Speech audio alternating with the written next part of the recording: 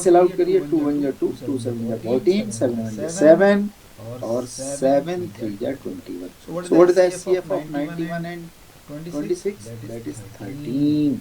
ये आपका answer. Question number 2. Find the value of k so that the following system of equations has no solution. So you know very well, if there is no solution, then the condition is a1 upon e2 is equal to B1 upon B2 is not equal to C1 upon C2. Find out the value of A1, A2. That is 3 upon 6. That is equal to minus 1 upon minus 2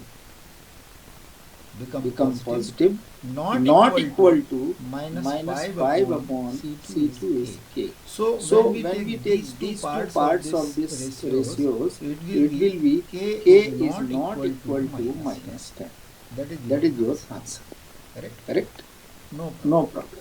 Question number 3, very common and very important question for you. X is equal to 2 is a solution. ध्यान से सुनिएगा, अगर x इसका solution है, so put the value of x in this equation and find out the value of k. So put x is equal to 2 in this case, 5 into 2, then it is 6k is equal to 0. So it is 4 minus 10 plus 6k, that is equal to 0. So minus 10 और minus plus 4 हो जाएगा minus 6. Right hand side में क्या आ जाएगा? 6k is equal to 6, then k is equal to 6 minus 6. So k की value आपकी आ जाएगी 1. Right? So very simple, very common questions are there. If the nth term of an AP is 2n plus 1, nth term का meaning an, that is equal to 2n plus 1. Find the sum of its first three terms. ये तो और simple हो गया. किसी भी common student से अगर वो दीजिएगा तो वो ऐसे ही करेगा. जनरली वो कहेगा put the n is equal to 1 2 3 और फटाफट निकालेगा a1 तो कितना आ जाएगा 2 2 1 plus 1 3 a2 तो 2 2 जब 4 plus 1 5 a3 वो कितना निकालेगा इसका 3 3 6 1 7 और वो तीनों का सम निकाल देगा तो कितना हो जाएगा. दैट इज आई 15 लो या उसको कुछ करने की भी जरूरत नहीं है ना. So question को ठीक से पढ़िए, then उसको अटेम्प्ट करिए. So after question number 4, it is question number 5. If the first term of an AP is 2 and common difference is 4, first term क्या है A, common difference है D. Calculate the sum of its first 5 terms. So n is equal to 5. अब इसमें बच्चों आपको क्या चाहिए? इसमें आपको चाहिए 5 टर्म का सम निकालना है. तो Sn is equal to formula ny2 2a plus n minus 1 into d. कोई प्रॉब्लम नहीं इसमें. Everything is given in this case. 5 upon 2 2 into 2 plus n5 minus 1 and d I think 4. Yes. Solve कर लो उसको. 2 2 जा 4 5 minus 1 4 4 4 जा 16 plus 4 20. तो आपका हो गया 5 upon 2 into 20. 2 times जा और आपके 5 टर्म का सम क्या आ गया 50. That is your answer. Question number 6. Let's discuss question number 6. 6 क्या कहता है? In the figure, MN is parallel to the QR. Yes, MN is parallel to the QR. PM is 3 centimeter, MQ is 4 centimeter, PN is 6 centimeter, and PR is whole side PR. That is, so what will be NR? X minus 6.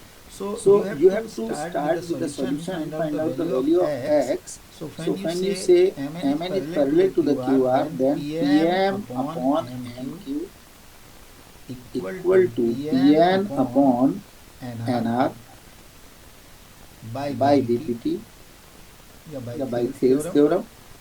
Put the value 3 upon 4, 6 upon x minus 6.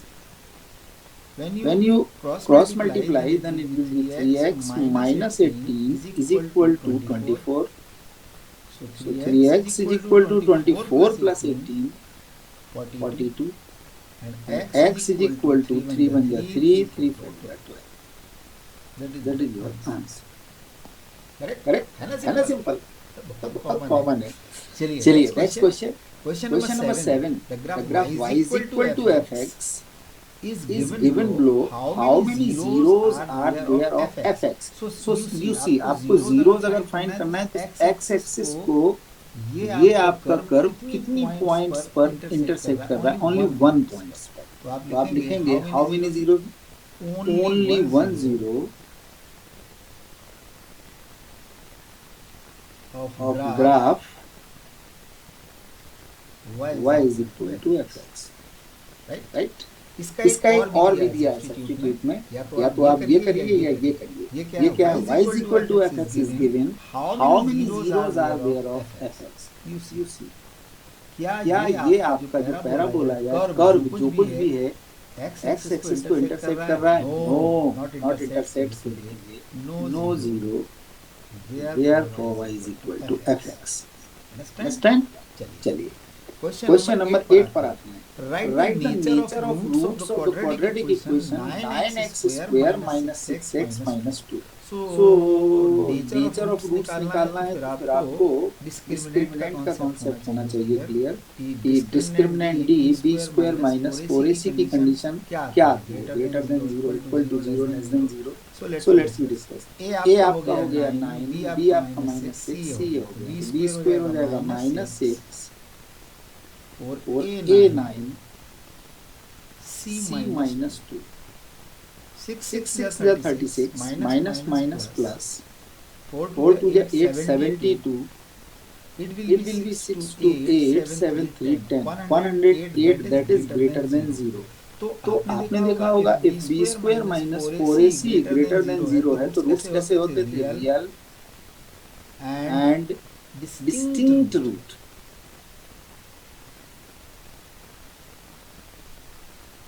Right? So that is your answer.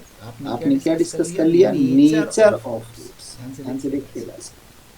चलिए next question number 9 is in triangle ABC right angle at B AB5। yes, AB is 5 given in the figure, you can see in this case determine sin C is equal to half and determine the length of AC।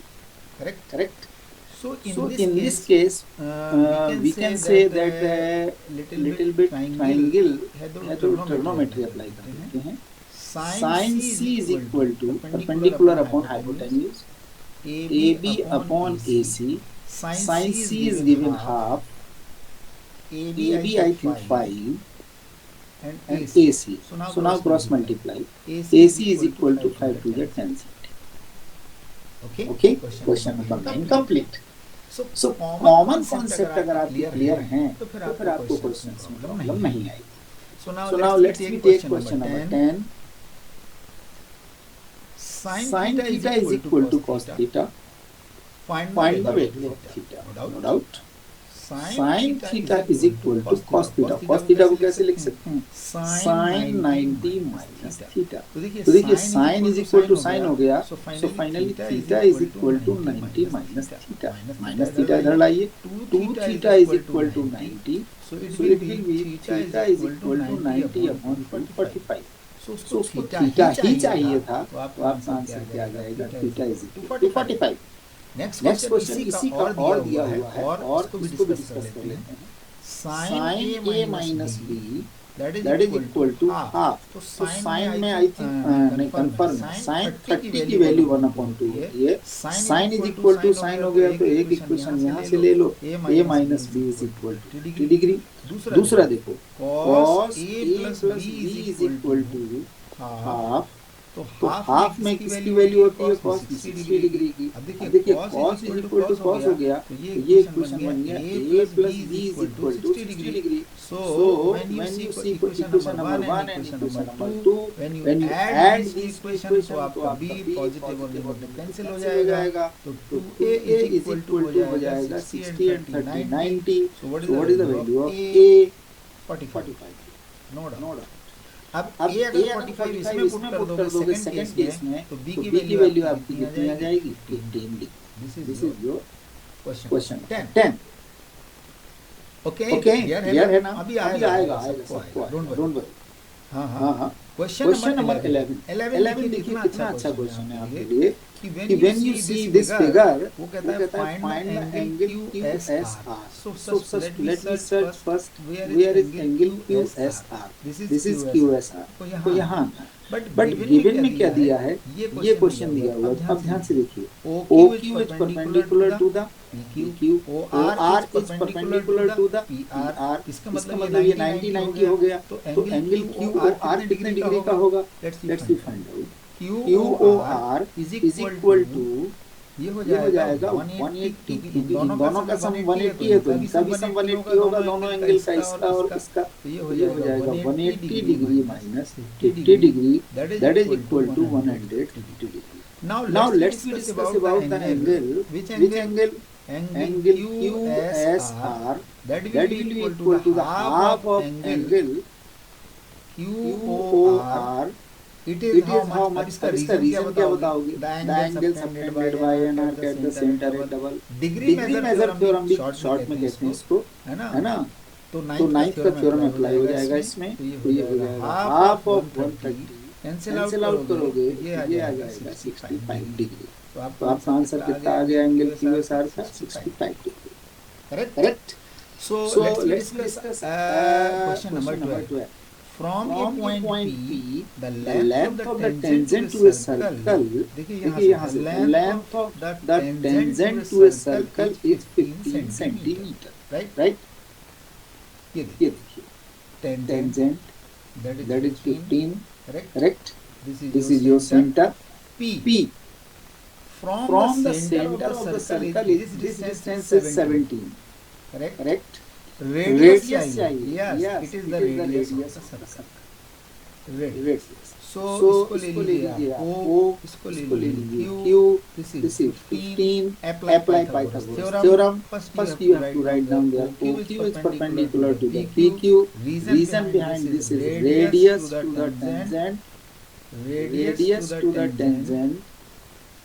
Right? So apply Pythagoras theorem by Pythagoras theorem. बहुत simple questions हैं, है ना? तो ये बन जाएगा आपका OQ square is equal to OP square minus PQ square, right?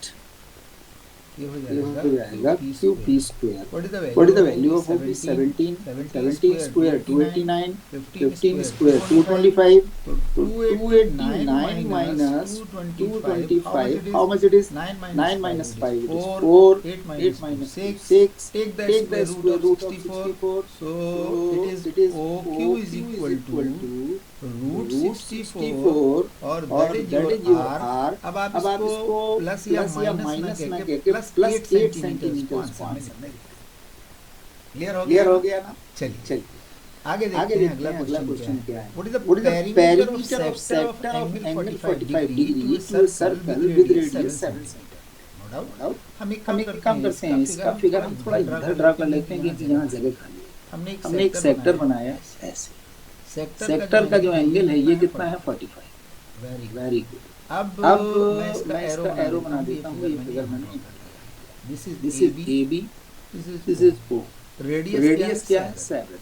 हमें इसका क्या चाहिए? पेरीमीटर। तो पेरीमीटर में ये रेडियस भी आएगा, ये लेंथ ऑफ आर्क का है। करेक्ट। देखते हैं क्या आता है। So perimeter of the sector perimeter of sector of angle 45 degree ये इस तरह आएगा। 7 plus 7 रेडियस हो गई प्लस सेक्टर का फॉर्मूला क्या होता है? Theta upon 360 into 2 pi r 22/7 r 7 cancel out 45 8 जा 2 4 जा 2 11 जा तो 7 कितने हो गए? 14 प्लस 11 का हाफ करिए क्या हो गया? 5.5। आंसर आ जाएगा 19.5। करेक्ट। इसमें आपको क्या निकालना था? इसमें फाइंड आउट करना था ये पेरीमीटर। आई थिंक अब आपका क्लियर हो गया। यहाँ तक आपको एक और क्वेश्चन और भी दिया हुआ है, वो था if the diameter of the semicircular protector, ये प्रोटेक्टर आपका इस तरह होता है। इसका डायमीटर कितना है? 14 सेंटीमीटर। अब अब हमको ये पाई इंटू, देखिए टोटल सरकमफियरेंस 2 पाई आर होती है, ये हो जाएगी पाई आर। तो इसका पेरीमीटर, क्योंकि ऊपर दोनों क्वेश्चन सेम कॉन्सेप्ट के हैं, ये हो जाएगा 14 प्लस पाई आर। सॉल्व कर डालिए इसको, 14 plus pi 22/7 into R. R कितना दिया हुआ है 7, डायमीटर 14 है, 7 7 कैंसिल हो जाएगा। I think it will be 4 to 6 36 centimetre, है ना इजी। तो जब भी कभी कुछ भी बच्चे प्रिपेयर करते हैं अपने एग्जामिनेशन के पॉइंट ऑफ व्यू से, मेरी हमेशा ये रिक्वेस्ट है, प्लीज सिंपल टू कॉम्प्लेक्स, ऐसा नहीं बड़ा हैवी क्वेश्चन पकड़ के बैठ गए तो आप पढ़ाई भी आपकी सिंपल टू कॉम्प्लेक्स, पहले कॉमन चीजों को, कॉन्सेप्ट को अप्लाई करना सीखिए, देन आगे बढ़ते हैं। Question number 40, two tangents are inclined 60 degree are on to a circle of radius 3 centimetre and find the length of each tangent. अब देखिए कितना अच्छा क्वेश्चन है। This is your circle, these two tangents are inclined at 60 degree, right? This is your center, join these radius. So अगर ये 60 degree तो ये 90 हो जाएंगे, no problem. Radius 3 centimetre, correct. Then find the length of each tangent। अब ध्यान से देखिए, when you join, तो triangle PAO, triangle PBOR congruent, therefore this 60 degree divided into 2 parts, 30 degree each। So अगर ये आपका 30 डिग्री हो गया तो आप, मैं सिंपल और कॉमन भी अगर आपको सिखाना चाहूँ तो कैसे सिखाऊंगा कि PB और PA तो इक्वल हो जाएगा, तो आप इसमें अप्लाई कर दीजिए ट्रिग्नोमेट्री। साइन 30 डिग्री is equal to perpendicular OB upon P। Sine 30 I think 100%, 1/2। Radius दिया हुआ है आपका कितना 3,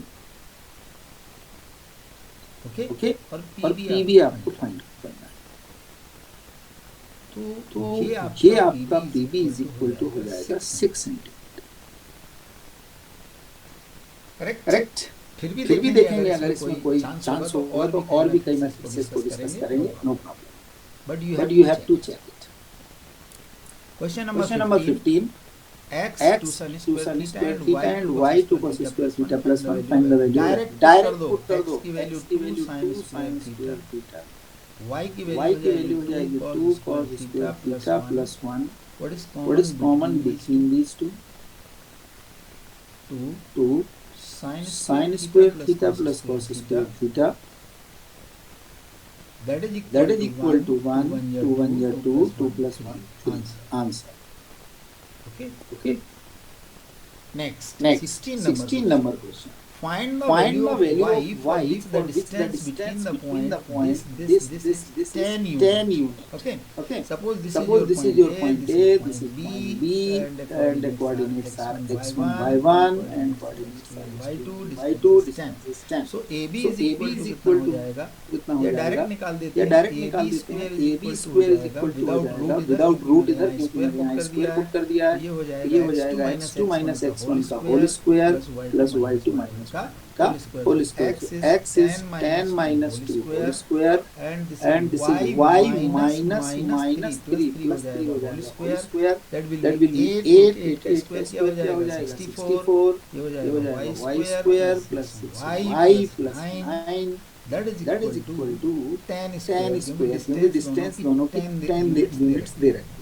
64 plus 9 how much? 73। so that y square plus 6y और 100 minus 73, तो प्लस का उधर होगा 27, यहाँ लाएंगे तो ये बनेगा 76। so factorize this quadratic equation, y square plus 9y minus 3y, 9 3 is 27, 9 minus 3 6, so it will be y common y plus 9 and 3 common y plus 9, that is equal to 0।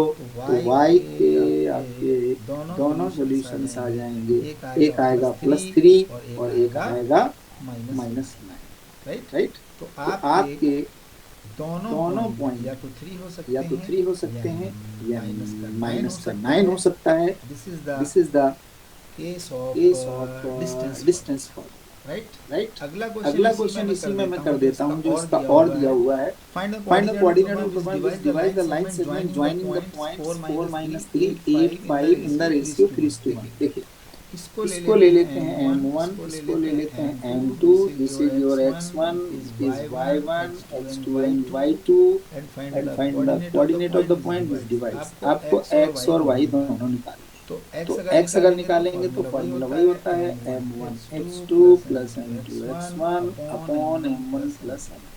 मैं मैं फिर y y का नहीं लिखूंगा ताकि आप खुद कर लें। m1 is 3k, x2 x2 is is 8, 8, m2 is m2 is 1k, 1k, x1 is x1 4 is 4 upon upon 3k 3k और और 1k 1k 4k, 24 plus 4 28k 28k upon 4k, finish finish 7 7। if If x is x is 7 7, what is y? वही वही काम आ गया 3k into ये हो ये हो जाएगा m1 y2 5 5 plus plus m2k m2k y1 minus 3। so So 15 minus 3, how much? 12। 12k upon 4k.